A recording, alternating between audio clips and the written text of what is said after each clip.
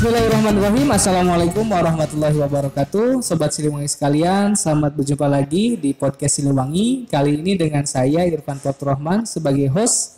Dan sekarang saya sudah ditemani sama Bapak Presiden Mahasiswa di Badan Eksekutif Mahasiswa Siliwangi STAI Siliwangi Garut. Kang Walia Mursida. Ya, kita akan mengenal lebih jauh tentang profil dari Badan Eksekutif Mahasiswa STAI Siliwangi Garut ini. Ya. Kang Walia, ada nama panggilannya mungkin yang lebih simpel buat sekarang? Nama panggilan saya di ranah mahasiswa itu suka disebut Aliu, Pak. Aliu, Kang Aliu, ya. Dari Walia, oke. Aliu. Jadi nggak apa-apa ya kalau saya panggil sepanjang podcast kali ini Kang Aliu gitu. Ya, nggak apa-apa, Pak. Kang Aliu itu dulu dari mana asal sekolahnya? Dulu saya sekolah di Madrasah Aliyah, Pak. Madrasah Aliyah. Aliyah, ya. Berarti agamanya lumayan mumpuni lah ya. Makanya enggak, masuk ke STAI. Kang Walia sebelum masuk ke sini mungkin atau sebelum berkecimpung di BEM STAIS, apalagi sekarang sebagai Presma, biasanya pastinya ya suka ada track dulu pengalaman sebelumnya baik di organisasi di kita, di internal atau mungkin di luaran juga ada. Nah kalau Kang Walia sendiri ada nggak? Track organisasi sebelum di BEM mungkin itu ya, Pak? Betul. Saya pernah berkiprah di organisasi ekstra gitu, Pak. Ekstra kampus. Ekstra kampus. Dimana itu di Himpunan Mahasiswa Islam. HMI. Ya. Oh iya. Terus ada lagi?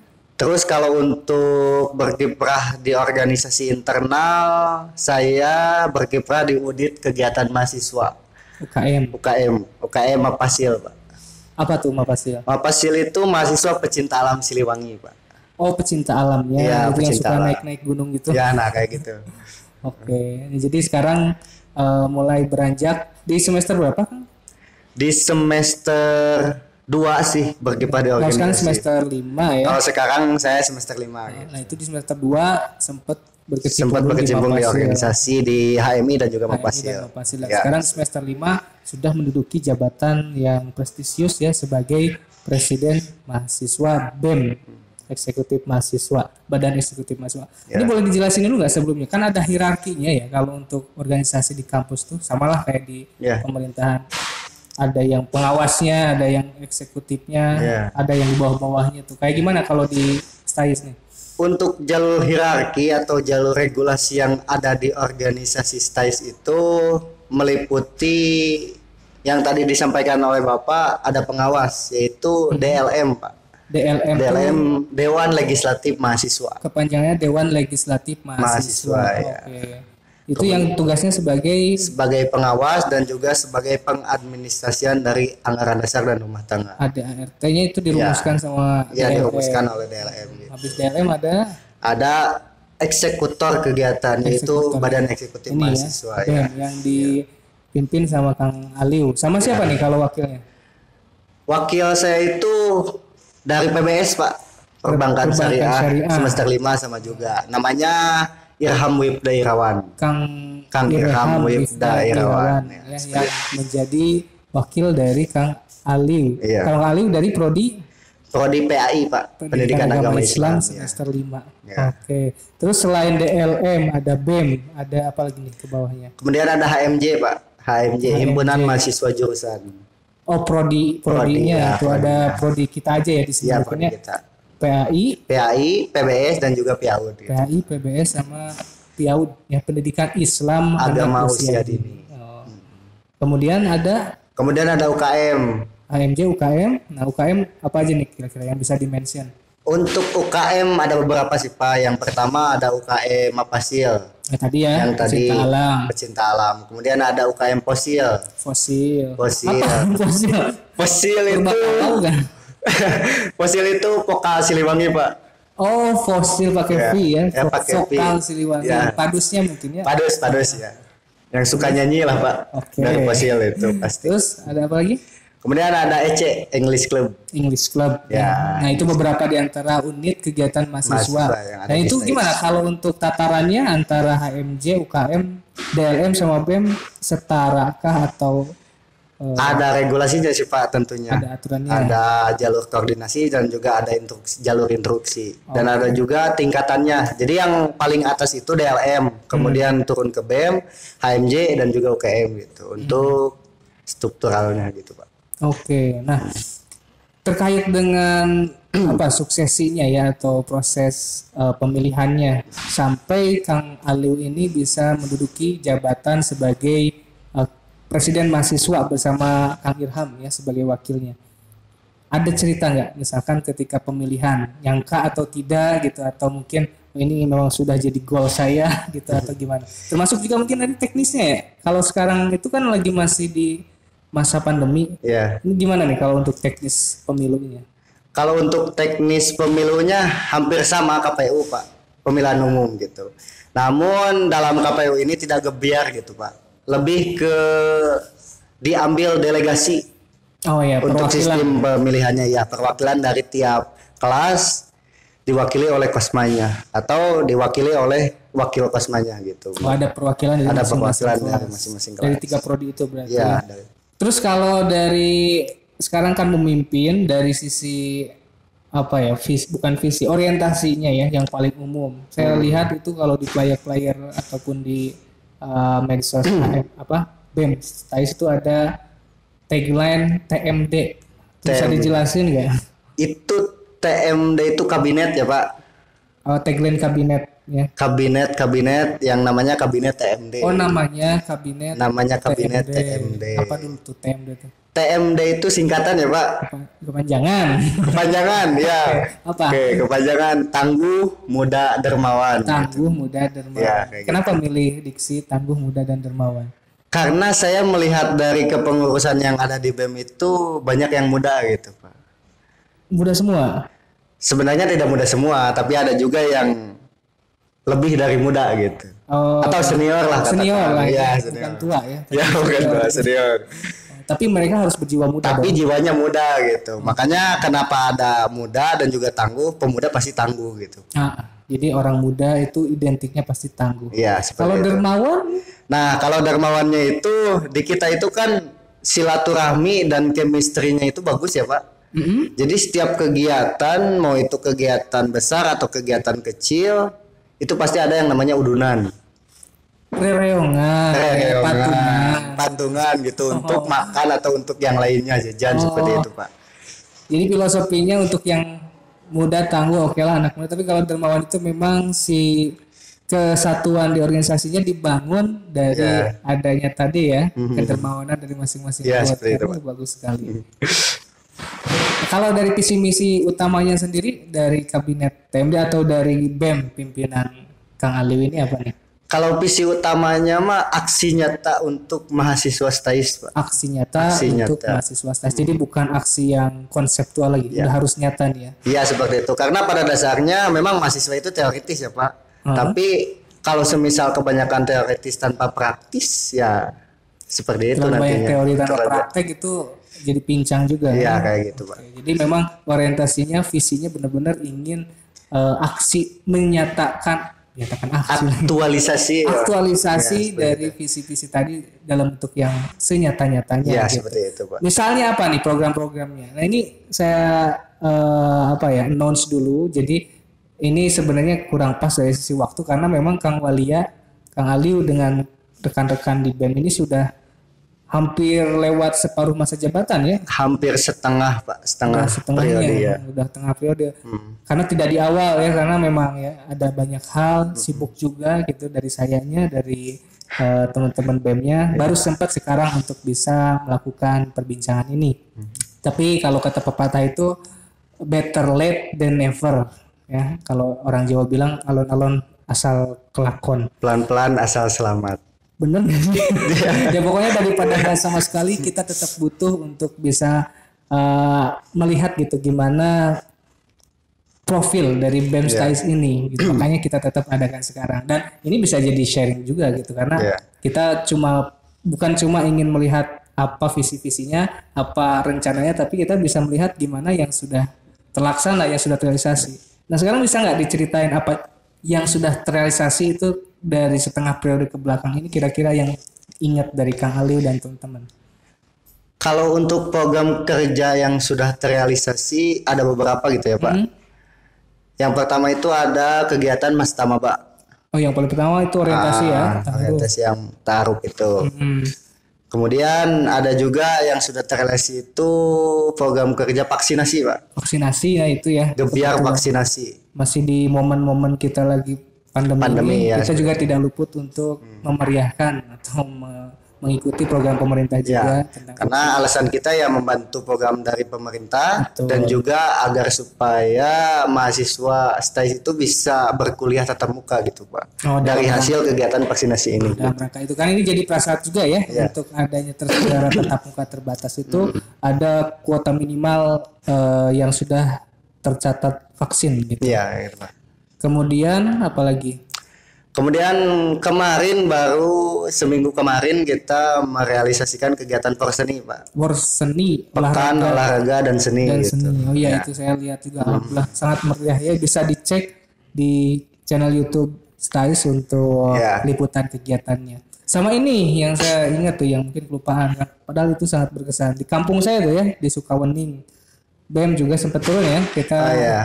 Program apa? Baksos Pak. Bakti sosial. Bakti sosial terhadap bencana alam gitu Pak. Korban bencana alam. Korban bencana alam. Banjir. Itu dekat banget sama kampung saya. Alhamdulillah saya masih agak jauh lah dari sana, tapi termasuk kepedulian dari STAIS dan saya sebagai bagian dari STAIS juga turut termasuk BEM ya. Alhamdulillah untuk acara Baksos itu juga bukan hanya dari Badan Eksekutif Mahasiswa yang ada di STAIS ya Pak. Tapi dalam HMJ kemudian UKM juga ikut serta. Yang di bawah ini juga ada ya HMJ. Mereka juga ikut serta. Gitu. Nah itu terus kalau yang kira-kira masih dalam progres untuk atau yang masih baru terencana gitu, ada hajat apa lagi nih? Kalau untuk progres ke depan jangka pendek ya Pak. Jangka pendek? Itu ada yang namanya muhadoroh.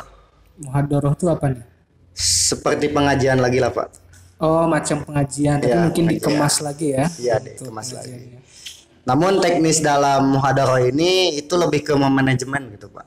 Dalam hal manajemen pengajian gitu. Tata cara seperti apa membuat pengajian itu. Gitu. Memang betul ya. Jadi kalau sekarang itu penyakitnya kadang-kadang orang pada banyak si penceramahnya yang ceramah, tapi untuk mengadakan sebuah pengajian yang apa namanya? Yang proper lah gitu, yang layak kadang-kadang susah gitu. Karena memang ya itu tadi harus ada konsep terlebih dahulu sebelum adanya pengajian kalau mau gitu. Kalau mau sistematis seperti itu. Bagus ya ini. Nah, untuk yang sudah terlaksana ini khususnya ya, itu pasti ada tantangan, ada kendala, ada hambatan, ada challenge ya yang dilewati, apalagi kita dalam masa pandemi. Bisa diceritain nggak apa saja kendala yang ditemui selama ini? Ini untungnya kalau kita berbicara di tengah masa jabatan ya. Selama setengah ke depan, ke belakang yang sudah pernah dilewati, apa saja nih tantangan terbesarnya aja mungkin yang paling berkesan? Kalau tantangan terbesarnya mah lebih ke menyatukan pemikiran Pak, menyatukan gagasan. Karena pada dasarnya mahasiswa itu kan mempunyai pemikiran yang berbeda-beda ya Pak.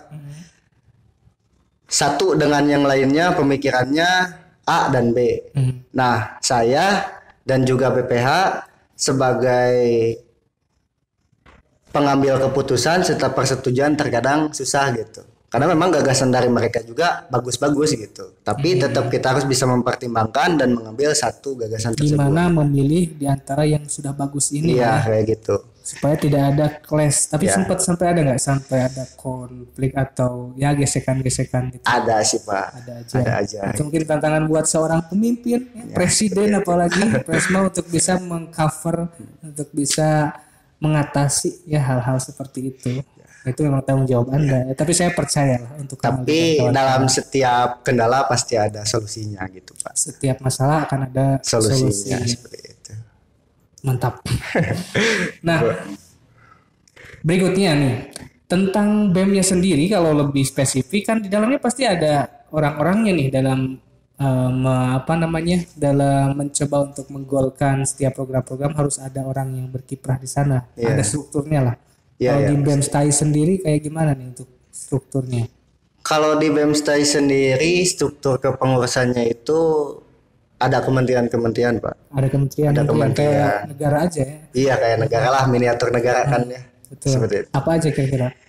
Di kita itu yang pertama, yang paling atas itu ada BPH, Pak. BPH-nya. Badan Pengelola Harian.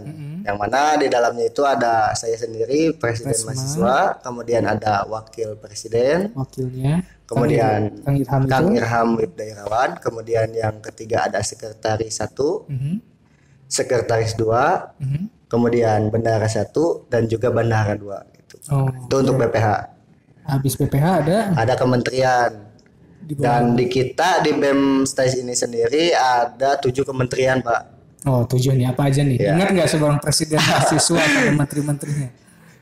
Untuk kementerian yang pertama itu ada Kementerian Agama, Pak. Oh, Kementerian Agama nomor wahid nih. Iya, Di nomor Stais. pertama ya. Apalagi? Yang kedua ada Kementerian Pendidikan, Mendikbud. kemudian ada Kementerian Minat Bakat, Oke, minat bakat. kemudian ada Kementerian Ekonomi Kreatif, Ya, kemudian ada Kementerian Dalam Negeri, dalam negeri. kemudian ada Kementerian Luar Negeri, Kemenlu. dan juga ada Kementerian Kominfo, Terakhir ada Kominfo. Informasi dan Teknologi. Apal ya seorang presma. Pasti, Gila, Pak. kalau lupa. Nah, tadi kan tantangan kita sudah bahas, struktur untuk merealisasikannya ada orang-orang di dalamnya. Kira-kira selama yang sudah terlalui lah, selama setengah periode ini, kesan dan pesan dari seorang presiden mahasiswa mewakili suara dari teman-temannya di kabinet TMD ini, dari yang sudah dilalui, Ya. apa yang paling berkesan dan apa kira-kira pesan dan harapannya, boleh disampaikan. Kalau untuk kesan sendiri selama setengah periode ini ya Pak, banyak sekali pengalaman dan juga edukasi yang saya dapatkan dari berkiprahnya di organisasi gitu Pak. Karena kalau menurut saya sendiri fragmentasi bangku organisasi terkadang ada lebihnya dari bangku kelas gitu Pak. Oke. Menurut saya. Itu untuk kesan mungkin ya Pak. Kemudian untuk pesannya, pesan saya terhadap mahasiswa mungkin ya Pak. Ya.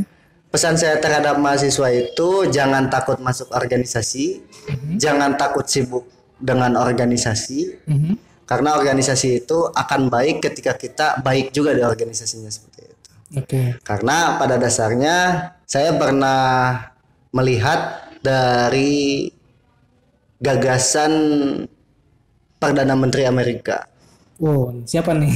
Margaret Thatcher. Margaret Thatcher, Pak. Di mana tuh? Jadi gini, Pak. Perhatikan apa yang kita pikirkan, itu akan menjadi sebuah ucapan. Perhatikan apa yang kita ucapkan, itu akan menjadi sebuah perlakuan. Perhatikan apa yang kita lakukan, itu akan menjadi sebuah habit atau kebiasaan. Kemudian perhatikan apa yang kita biasakan, itu akan menjadi takdir kita.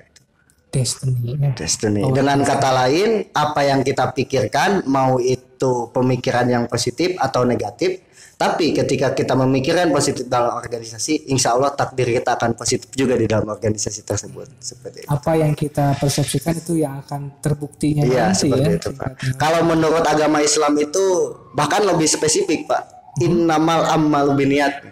Innamal a'malu binniyat. Ya, seperti itu. Luar biasa nih Ya, mahasiswa sesuatu itu PAI. tergantung dari niat gitu Pak. Kalau niatnya bagus ya bakal bagus. Niat HD jadi HD, niat goreng jadi goreng gitu, Pak. Melak cabe jadi pak cabe, melak benteng jantan benteng seperti itu. Tapi kalau merak pare itu pasti akan selalu ada jukut nih, ada masalah. Ya, tapi kalau melak jukut belum tentu jadi pare gitu. Betul. Seperti itu. Ini filosofinya dalam sekali ya, karena beliau juga selain Presma juga seorang mahasiswa di Prodi PAI. Jadi jiwa keustadannya harus ada.